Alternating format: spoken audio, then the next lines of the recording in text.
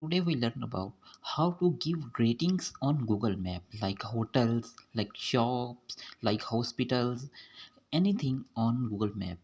So how to give rating? First of all, you need to search a restaurant, search shop that you want to give rating. So I open DHL.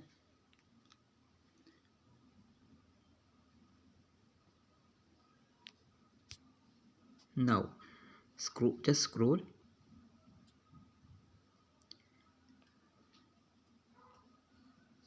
and here is rate and review.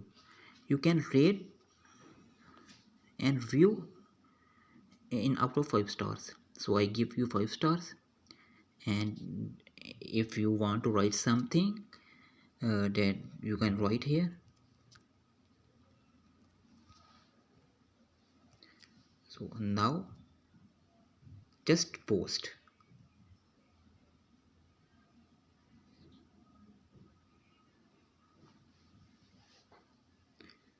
So thank you for sharing and helping other on Google Map.